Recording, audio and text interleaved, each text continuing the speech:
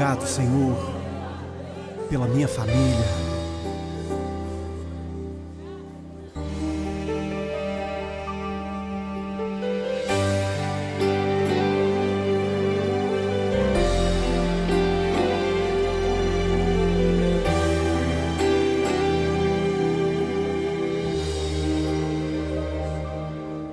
Te agradeço pela minha família e por tua presença no meu lar. Te agradeço pelo pão de cada dia que o Senhor nunca deixou faltar. Te agradeço pela nossa harmonia.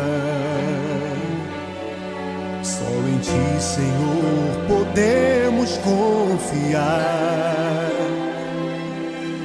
Já te agradeço pelas Tuas maravilhas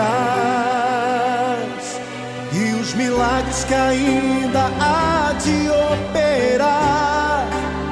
A minha família é bênção do Senhor. Me ensina a tratar minha família com amor. Edifica minha casa para o Teu louvor.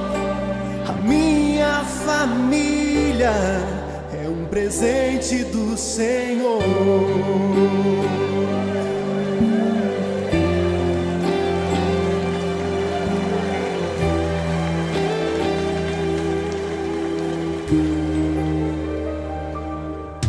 Te agradeço pela minha família e por Tua presença no meu lar.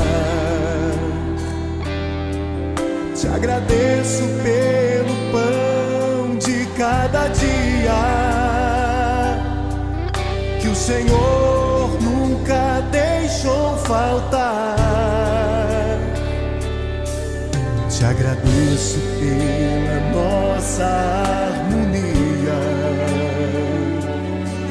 Só em Ti, Senhor, podemos confiar. Já te agradeço pelas Tuas maravilhas e os milagres que ainda há de operar. A minha família é bênção do Senhor.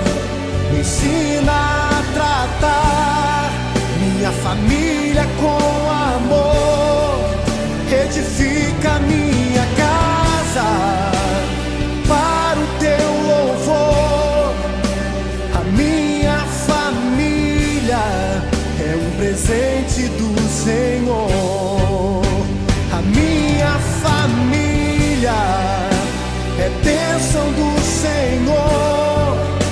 Me ensina a tratar minha família com amor. Edifica minha casa para o Teu louvor. A minha família é um presente do Senhor. A minha família é bênção do Senhor. Eu convido a você a dar um abraço nessa pessoa que você tanto ama. E se você não está perto dessa pessoa, liga para ela, diga: eu te amo, você é muito importante para mim. A minha família é um presente do Senhor.